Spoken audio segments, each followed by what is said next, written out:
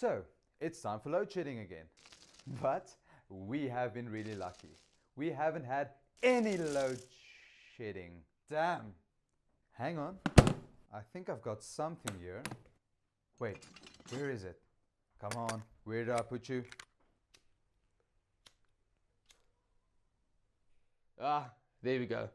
So we went out to interview a couple of the locals, and this is what they had to say about load shedding. Why do you think load shedding is necessary? It's not necessary. Why is that? It shouldn't be necessary. Why do you think Eskom is doing load shedding at this point? Because they've stolen all the money. Have you been affected by load shedding at all in the last week? Yes, we did because I'm struggling with the pots because I have to provide lunch for the residents. So it just went off and then we struggle. We usually use this stove for preparing pies and everything. So when this stove is not working, I'm using only these two and then it's a pressure for me. So, you must always remember as well, load shedding damages all your equipment. So where we've got millions of rands worth of equipment in the shop, every time there's on and off like that, on and off, it messes up circuit boards. Even the ice cream machine is electronic. So everything's run with circuit boards and stuff. So. It's been affected in quite a big way.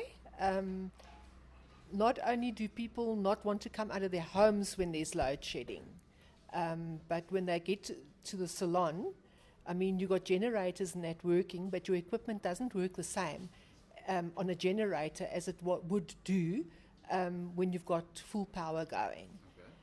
Load shedding is not necessary because other people, their life is at risk if there is load shedding.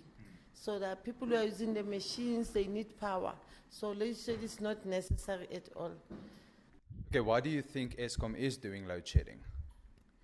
I hear on news that there is a problem with Eskom and financially they need some.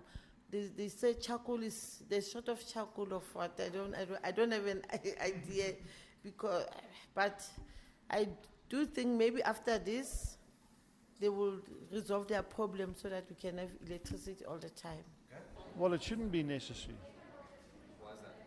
Well, we all know the reasons behind it. I mean, it's a matter of there's not proper maintenance to these systems.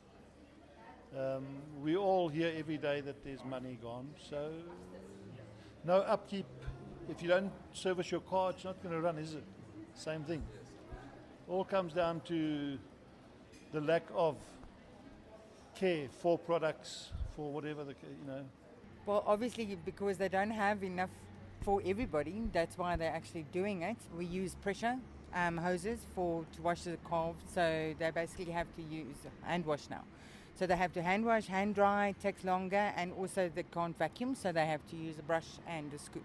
Although we're fully generated, but I mean, at the end of the day, people come out depending on the time of the day. There's security issues, that type of thing. So yeah, sometimes it's busier because of the load shedding, purely again because we've got a generator. For those that don't have generators, well, sometimes. Last night it wasn't that busy, no, because I mean, who's looking after the person's home when he's out? It's all dark at home. People tend to stay home. It's bad because of the traffic lights being out. If you go home and now it's traffic lights, so obviously that's going to take people 10 times longer, because when the load shedding was happening here, the robots were out. So even when I went home, I mean, it's chock and block, so people are at least a half an hour later than usual. So and then the whole day gets stuffed up. No, according to me, there's no specific time because by that time it's rush hour.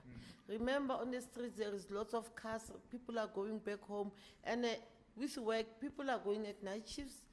The others are going home, it's rush hour, so there's no time. The robots are not working. It started to have a lot of traffic. So for me, trains, it affects everything. I don't agree with it because I get home and I've got to cook dinner. And if I don't have a gas stove, and what do people do when they've got small children? They pick them up after creche and take them home and they've got no power. You've got to cook for those children. What about our children that are busy studying? How do they study? By candlelight. And what do you do for dinner while there's load shedding at night? Well, I had to wait until it came on last night to actually warm up my food. So I ate at like 8:39. What do you do for dinner when there's load shedding? Luckily, I bought a stove. I also have a gas stove. Unfortunately, I didn't buy the gas, but I wait until the gas come back because my son, I need to prepare food for my son. He usually take lunch. He doesn't eat from the street. Can you explain what load shedding stages are? Well, stages are it's bigger affected areas. That's what I kind of understand. If it's stage 3 or 4 or 5, it all depends on the areas. The bigger the areas or longer. I'm not 100% sure. I mean, if you're on stage 4, you're out for longer than when you're on stage 1 or stage 2. So if they tell you you're on stage 4, you're going to be out for a certain amount of hours, 4.5 hours to 5 hours maybe. Whereas if you're on stage 1 or 2, you might only be out an hour or 2 hours. Well, we all know it's all about the hours that they're off for. So schedule 1 is off for an hour or 2 hours. And so it carries on. Currently, last night, for example, at home, we were off for, I think, 7 hours. There are stages I had, the stage 3 and stage 4 and stage 2. Yes. And then stage 2, I think, is from 8 to... It's 3 hours, it's not... 8 to, usually I see when it goes at 8, it will come back at 1. And then, I don't know the stages exactly. I'm not good in that. I'm sorry.